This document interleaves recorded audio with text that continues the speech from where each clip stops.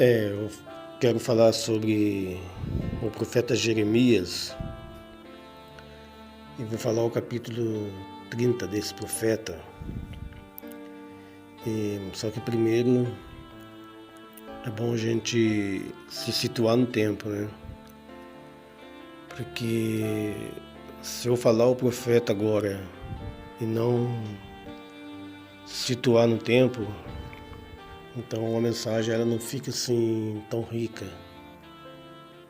E quando é apresentado o tempo, é apresentado o contexto histórico em que o profeta viveu e tal, então isso fica mais brilhante, isso abrilhanta mais a mensagem e me enriquece mais o nosso saber, né?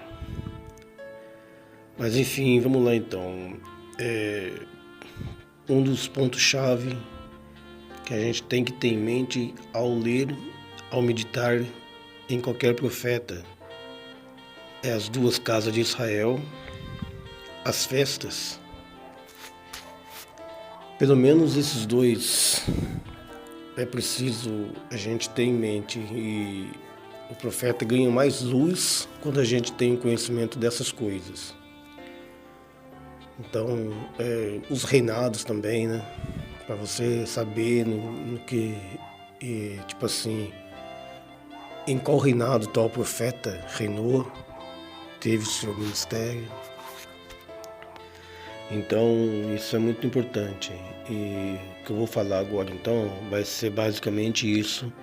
E depois eu faço um áudio falando assim, mais pontuando esse capítulo 30 de Jeremias, para não ficar muito grande. Então, a gente sabe que o profeta Jeremias, ele é o profeta sacerdote, me parece que da tribo de Benjamim, ou Judá, acho que Benjamim, né? Então ele pertencia à casa de Judá, né? Então vamos lá, um relato básico sobre as duas casas. Casa do Norte e Casa de Judá. Casa do Norte é conhecida como Casa de Israel, e a Casa de Judá, né, ficaria ali no sul de Israel, qual tinha ali Jerusalém, o templo.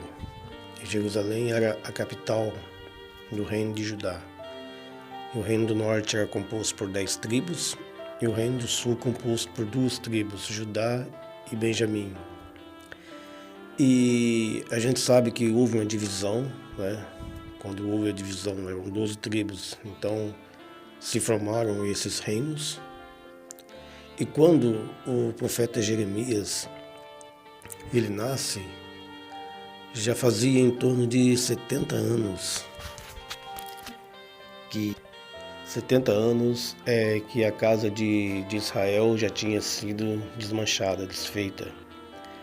Porque a casa de Israel, depois de muito pecar contra Deus, Deus avisou várias e várias vezes, e eles não se reconciliavam com Deus. Então Deus permite que esse povo se desmancha, né? Está lá no profeta Oséias.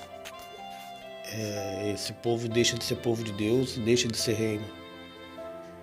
E o reino de Judá ainda estava ativo quando Jeremias nasce. Ele nasce numa cidade ali próximo, acho que é Anatote o nome da cidade que tem ligações com sacerdotes. E essa cidade ficava a cerca de 3 quilômetros da capital, Jerusalém. Então, é nesse contexto histórico em que Jeremias nasce. Ele nasce quando já fazia 70 anos que a casa de Israel já tinha sido dispersa entre as nações, e o reino de Judá estava também a caminho, né? O reino de Judá estava a caminho a ser cativos por Nabucodonosor. Ele vai nascer e vai pegar, me parece que os 5 últimos reis de Judá, desse reino. Ele vai ter o seu ministério a partir do rei Josias, e vai fulminar ali no rei Ezequias, o qual vai cativo. Então veja que quando esse profeta nasce, quando ele exerce o seu ministério, a casa de Israel já tinha sido dispersa e a casa de Judá, Deus está, através do profeta, Deus vai alertar o povo, para que o povo se volte a Ele, né? Para que o povo se reconcilie com Ele, peçam perdão, mantenham foco, passam a olhar mais para a lei, porque a lei estava abandonada por esse povo. Então, esse é o enfoque. E Jeremias ele vai profetizar nessa época. Tanto que ele fala, né, que Deus fala através da boca do profeta, e isso não vai adiantar. Essa casa de Judá vai ser cativa por Nabucodonosor, me parece que em 2 levas. E na primeira leva, me parece que o rei Nabucodonosor leva as autoridades desse reino, e depois, cerca de 10 anos à frente, ele invade então a cidade novamente e vai levar os restantes dos povos, deixando Jeremias. Jeremias, então, ele presenciou essa cena. Ele presenciou o cerco de Jerusalém, ele presenciou a queda, a tomada, tudo isso ele viu, porque ele juntamente com mais pessoas ficaram em Jerusalém.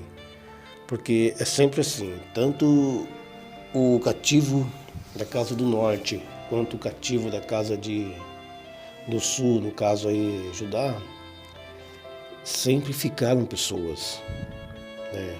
Os inimigos levam a maioria, mas sempre deixam uma minoria no local. Que a gente já falou sobre isso, né? Que a minoria que ficou na leva da casa de Israel, é através de lá que vai surgir os samaritanos, né? E da casa de Judá, então, fica um pouco de pessoas. E Jeremias, ele está entre essas pessoas as quais não iriam ser levados cativo, né? Então, ele tem todo o cenário em mente. Ele vê Jerusalém abandonada, destruída, né? E aquele pouco de povos. E quando a gente vai ler o outro livro dele, que é Lamentação de Jeremias, a gente vai ver ali ele descrevendo que as pessoas que ficaram ali morreram, muitas delas morreram de fome, né? Então, é como se não foram só os que foram cativos, que foram maltratados, injuriados, mas os que ficaram ali também, era basicamente a mesma coisa, né? Muitos morreram de fome, doença, enfim.